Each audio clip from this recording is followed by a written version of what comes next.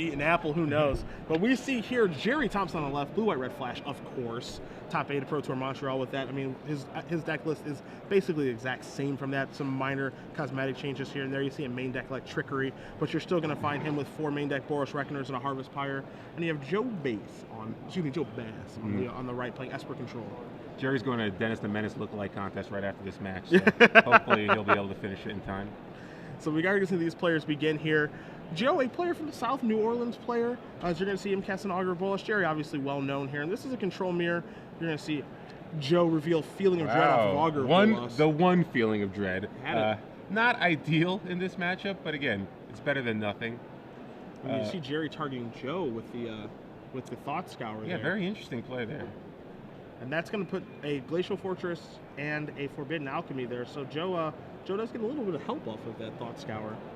So he's going to come in for 1. He's going to play Nefaya Drynyard and pass the turn back. So what's going to be interesting here, Osip, is this is your control mirror. People think that Esper is favoring this mirror. It's a more traditional control deck where your blue and red flash deck is a more I guess you could say a more aggro control deck. It kind of plays both roles. It's one of those decks that can change roles. Yeah, and that's always something fun. Esper can't really do that. It's a control deck. It's always going to be a control deck. Yeah. The good thing about Flash is it can change the roles. Sometimes it can play the control matchup. Sometimes it can play the aggressor. It really just depends on the matchup.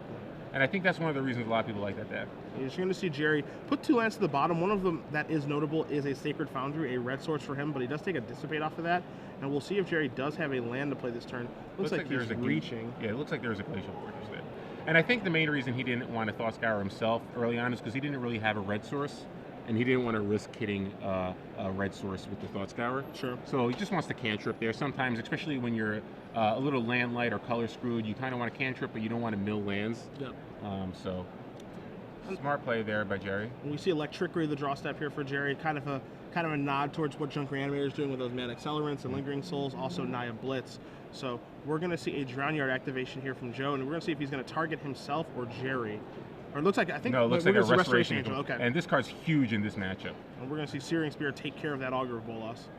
So Gerry does draw a red source finally, as Joe's going to come across for 3 in the air. Going to put Gerry down to 13. And we'll see if he does have a land drop to hit, because traditionally in the control mirrors, the first person to miss on that land drop, that's a big deal. Yeah. And again, Gerry Thought Scours Joe. Gerry does not have a 6 land, but he does have a Restoration Angel of his own, as well as a Dissipate. And you also see 2 Sphinx's Revelations. You're going to see Augur Bolas come across here. He also has 2 Sphinx Revelations in his hand. There might be some merit to just main phasing one of these to try to land drop, but I mean, that's super risky. Just tapping out, putting the shields down. Yeah, I don't think he wants to do that. Risking dealing with a Planeswalker. I think he kind of wants to just get a Restoration Angel play. Restoration Angel, again, with the Electrickery too, it could even block and kill Joe's Restoration Angel if he tries to attack again. So interesting to see what happens here. And now you're going to see Gerry, after Joe does play Snapcaster Mage on Forbidden Alchemy on Gerry's end step, Gerry is going to get in a Restoration Angel. He's going to blink Augur Bolas. That's going to find a Dissipate. So he does have 2 Dissipates in his hand right now. And taking a look at Gerry's deck list, he has 3 Dissipates overall in the starting 60. Joe does play a Hallowed Fountain untapped. That's going to bring him down to 17, and he's going to see a main phase Sphinx Revelation. Now, what's kind of interesting here in the control mirrors, Osip, is that with all these cards that have flash on them, people start trying to get them in on the main phase and stuff like that, and so then the game actually becomes like kind of a main phase battle about main phasing Sphinx Revelation to resolve on each side, main phasing Restoration Angels, and then players are tapping out on their own turn instead of just leaving their shields up. Yeah, and it's much easier for Joe to tap out because Gerry has to contend with Planeswalkers, whereas there's nothing really on Gerry's side that he's that afraid of. Maybe an Aurelia, but again, Joe does have Supreme Verdict, so if it's just creatures that he has to contend with, he always has a catch-all for that. Whereas Gerry doesn't have a great answer to a Planeswalker other than a Restoration Angel, which Joe has a blocker for. And so now you see Gerry get in with the Restoration Angel. Joe predictably blocks with his, and then Gerry does cast the Overload on Electrickery, clearing out the Snapcaster Mage, clearing out the Restoration Angel. So you see some of the power of that rather fair instant. Yeah, and it's odd that Joe decided to play the Augur Bolas first as opposed to just casting a Supreme Verdict, because clearly he's going to have to eventually deal with this Restoration Angel, especially if he has a Planeswalker in his hand. I don't really know if you want to just get that Augur out there just yet. But again, I mean, he's going to have to eventually deal with the... I like the fact, especially if you have a Devourer Flesh, I like being able to just cast a Supreme Verdict and playing a land untapped for a Dissipate, which we know he has. He also has a Syncopate in his hand too. You need to deal with that Restoration Angel. So Gerry does play another Thought Scour, targets Joe yet again, does draw a card. You see Steam Vents in his hand.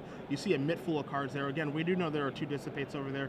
Gerry does have a Boros Reckoner. He's just going to play Steam Vents tapped and pass the turn back. And now you're going to see a Restoration Angel here. Joe's going to attempt to blink that Augur of Bolas. So that's going to be good to go. Gerry does have a Dissipate, but he chooses not to use it here. And so now you're going to see Joe find a Supreme Verdict. So we'll see if he's going to pull the trigger on that here and restabilize the board. Or does he think that I'm at 17, that's good enough for me? I mean, I've got Restoration Angel to block your Restoration Angel, my Augur to block your Augur, no need to move.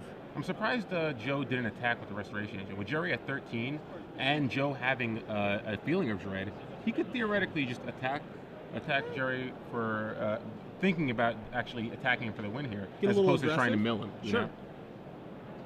It is interesting to see maybe this Esper deck can change gears. It's not something that you see. You don't really typically see Esper kill someone via combat damage, but this situation might lend itself, especially as you said, he does have those feeling of dread, in his hand. Yeah, that's one of the main reasons I would consider it, because Gerry is relatively low. He's at 13. You're not going to lose the race likely because you have you cast Sphinx of Revelation. But again, I think Joe's just trying to play a controlling route here. He's just going to try to mill him out. And you see Joe, playing Think Twice, casting it again. Gerry just discards for his turn, so discards a Pillar of Flame and passes the turn back. Joe is going to play a Hollow Fountain, and now we're going to see the first Sphinx's Revelation here from Gerry, and you're going to see a Syncopate here for Joe from 1, and Syncopate is pretty huge there. Yeah, and again, the fact that Gerry didn't attack there, he has double Pillar of Flame. He could have tried to just bait a block from Joe and then Pillar of Flame the Restoration Angel, but you can tell that Gerry, I think, is a little concerned with his life total being at 13, because he does know the feeling of dread is there. It was revealed early. So I think Gerry might be concerned about attack here. Again, Joe kind of, I think, showed his hand a little bit by not attacking the turn before, so I don't think Gerry needs to be that afraid of it, but again, certainly something that Gerry might want to consider. So we do see a Nephalia Johnyard activation for Joe on Gerry's end step here. Turns over 3 cards. He's going to cycle Azorius Charm, shields it down, passes the turn back. And again, Gerry could have tried to cast a Sphinx Revelation for 3 there, but again, I think he's just afraid of those Planeswalkers. And, one of the things you have to keep in mind here, too, Osip, is that Gerry obviously has been playing blue, white, red for a very, very long time. Yeah. We all know that. And you see him not attacking. You see him running Sphinx's Revelations. It almost feels like he's running them into counterspells on purpose. He's discarding and going, all right, Revelate for X, see if this resolves, see if it doesn't resolve. One thing to remember about this blue-red flash deck, he does have the Harvest Power Boros Reckoner combo.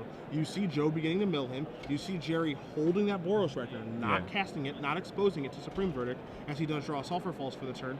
And if he does have a Snapcaster Mage in his hand, Joe will eventually turn over the Harvest Pyre. He'll be able to Snapcaster it, bring that Harvest Pyre back, and fireball him out. So even though Joe's at 17, Gerry's not moving. Gerry seems like he's kind of protecting his life total, maybe trying to bait Joe a little bit here. And I kind of like this line simply because he doesn't have many ways to kill a Boros Reckoner. But again, it looks like Gerry just went for the Sphinxes here. So the fact that he does a main phase, I think he's just, I'm not sure what his line is. I think he's just like, I'm going to try to draw cards here. Although it's a tough position to be in right now, because technically Joe can just play a Planeswalker now, and I think he has enough ways to protect it. If he does have a Jace, I'm not sure if he has a Jace in his hand or not, though. Looks like he might not have the Jace. Besides, he has Supreme Verdict. Yeah, you're going to see him clear the board up now. So he's decided to pull the trigger on this, as Gerry did resolve a Sphinx of Revelation 4/4 on his own turn, discarded a Pillar of Flame and Azorius Charm. Joe does cast the Verdict and does just pass the turn back, threatening Nephalia Johnyard activations here. You can tell, I think we can both agree that Gerry's playing a little bit strange. Not attacking, not being very aggressive. As you said, could have Pillar of Flamed after Restoration Angel. So something is going on over here. Trying to figure out what it is difficult for us here in the booth, might be difficult for you guys at home, and you can imagine with our difficulty, you have to wonder what's going through Joe's mind as well. What's Gerry up to? Because a player of Gerry's skill level, he's certainly up to something. I mean, Harvest Pyre Boros Reckoner is going to be tough for Joe to beat. There's not much he can do. He has Devour Flesh, which is a way to stop it. And again, but beyond that, you don't really have many ways. Like Azorius Charm really doesn't matter there. Ultimate Price isn't going to work against the Boros Reckoner. So the thing is, he doesn't have many ways to stop it. He used a lot of his counterspells already. So that line of play is I think a reasonable one, but I still think Gerry might have been better off attacking that one turn and just seeing what Joe does. Joe likely blocks there, and then you can kill with the Restoration Angel. Again, Joe does have multiple Supreme Verdicts. Gerry knows this probably, so maybe he was just like, there's probably no way I'm going to be able to win with my creatures, so I have to try to win with the Harvest Fire combo. And so now we do see 3 Drowned Catacombs turned over for Jason's -2 ability. Gerry gives him 2. Obviously, he's going to end up getting 2. We'll see a Thought Scour here. He's going to target Joe. Turns over 2 lands. Gerry gets a Dissipate. Now we're going to see an Azorius Charm, so Gerry's going to do a little bit of velocity here. Clifftop Retreat goes to his hand. And it feels like to me he's sculpting. He's looking to get that combo in play and then just kind of do it all in one turn and maybe protect it with a Dissipate. Okay, so he has what he needs. He has the Snapcaster Mage. He has double Dissipate. So if all he needs to do is hit a Harvest Pyre, unless he already has, I'm not sure if one was already revealed off the Drown Yard, but again, you see him counting the library. The great situation for Gerry is if Joe gets a little greedy and just taps out every turn to cast the Drown Yard. It looks like Gerry's going to play one of the Reckoners. Yeah, it looks like he's happy to play a Reckoner right now. Which will get eaten by a Devourer Flesh. You're going to see a Dissipate here. Okay. Now, the funny thing here is, I think everyone's pretty familiar with Gerry's list and what he has done with this deck and the Harvest Pyre combo. As you see, he's going to Dissipate back here. It makes you wonder if Joe kind of knows what Gerry's up to. Mm-hmm. And I kind of like Joe needs to. Again, we don't know whether or not there's a Harvest Pyre in the graveyard, so it's tough to see. But again, he has Devourer Flesh, so he decides to cast a Supreme Verdict, which again maximizes the mana. Yep. And it's going to be tough for Gerry to go off through a Devourer Flesh. Yeah. He really needs an Augur Bolus. You see Gerry take a look as he does draw Sulfur Falls. You see him take a look at Joe's graveyard, maybe looking for a counterspell, seeing how many counterspells are in the graveyard. These Esper decks, they run a certain number of them.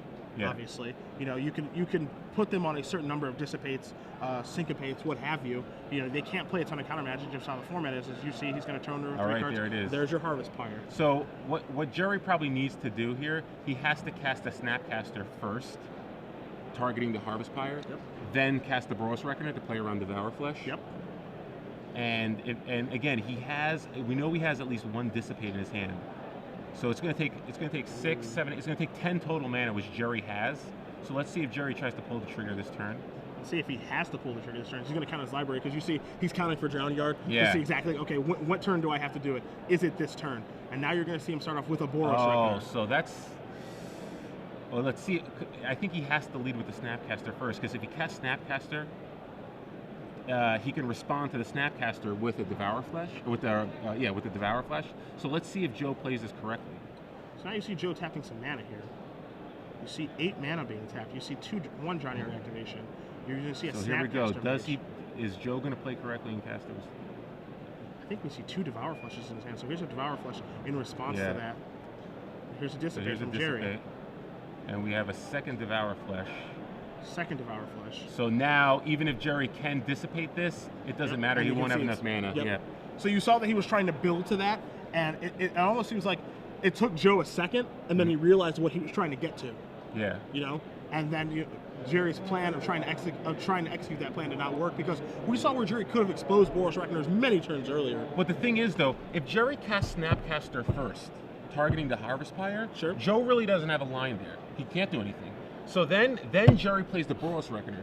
If Joe casts Devour Flesh in response to the Reckoner, that's not going to do anything. He has a Snapcaster in place that he can sack. Sure. So Joe's only line there is really cast Devour Flesh. Gerry sacks the Snapcaster Mage. Then Joe casts a second Devour Flesh, and then Gerry dissipates that, and he still has enough mana to cast a Harvest Pyre. Sure. So that's why Gerry really needs to, if he knows my only line here is Harvest Pyre, he has to cast Snapcaster first, targeting my Harvest Pyre, then play the Reckoner.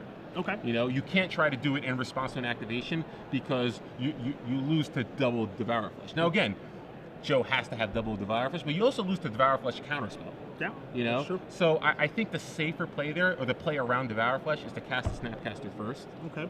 In your main phase, and then cast the Reckoner. It's not as tricky. You can't do it in response to stuff, but at least you play around Devour Flesh, which is probably the card that you're most afraid of. Yeah.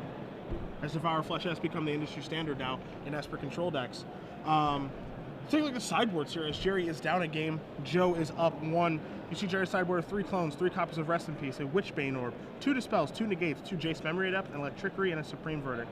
Witchbane Orb, a card that I think is almost certainly going to come in here, gives himself hexproof, cannot be targeted via the Nefarious Drown Yard unless he actually wants to be targeted via Nefarious Drown Yard. As we saw that game, he actually wanted that to happen. We see 2 Dispels, obviously to win these Sphinx's Revelation fights, as these Negates do as well. And then the card that we do see often in these matchups from Blue White Red is 2 Jace Memory Adept to be able to mill that player out. So he definitely does have some control aspects. Plenty of cards to sideboard out here with these Pillar of Flames, these Sphinx's Revelation, these Searing Spears. You know, he's got some things that he can definitely move out of his deck. Yeah, and Joe actually has some good cards in his sideboard. He's got an Opposite at Ghost Council, which is very good against blue, red, white. They don't have many ways to deal with an Opposite instant speed. You have Azorius Charm, but again, as long as they don't attack with the Opposite and they just keep draining you each turn, it's a 4-point life swing and they could easily win that way. 2 copies of Evil Twin, which are primarily against Reanimator decks. 2 copies of Tragic Slip, which I'm not sure you want to bring those in this matchup, mostly against beatdown decks. It is a way to deal with Boros Reckoners, technically, possibly, but again, not really a card you want in this matchup. Does have 2 copies of Blind Obedience. Maybe if he's afraid of Thundermaw Hellkite, he might bring those in. They aren't that bad at pinging life and dealing with certain cards, but again, Tragic Slip, Blind Obedience are more for control matchups. Rest in Peace, I could see Rest in Peace maybe coming in. It shuts off the Snapcaster Mage, turns off that Harvest Pyre part of the combo, which is one of the main ways that Gerry kind of wins. Gerry has inevitability with that Harvest Pyre. Tries to set it up at least. Yeah, and Rest in Peace kind of turns that off. Witchbane Orb, that's more really for the Esper Mirror and maybe against Jund. Not sure you want to bring that card in this matchup. 1 copy of Negate and Dispel. Obviously, those cards are probably going to come in, along with a copy of Jace Memory Adept. At the very least, you'll deal with opposing Jaces. It's a way to deal with opposing Jaces. And he has 2 copies of Angel Serenity, which I'd be surprised if I wouldn't be that surprised if he brought them in, because sometimes that card's really good against Flash because they'll use their counter spells like Dissipate, and then they have hands of just Negate, Dispel, and they can't really deal with an Angel Serenity. Not only that, it's something that he probably can't get off the board either once it does resolve, because predictably Gerry is going to sideboard his removal. He's going to, I mean, of course, Pillar of Flame and Serious Prayer aren't going to deal with it anyway, but he does have 2 Supreme Verdicts, and I would expect those to go out, as we do see both players are going to keep their hands underway here with Hallowed Fountain, Glacial Fortress, and Augur Bolas here for Gerry.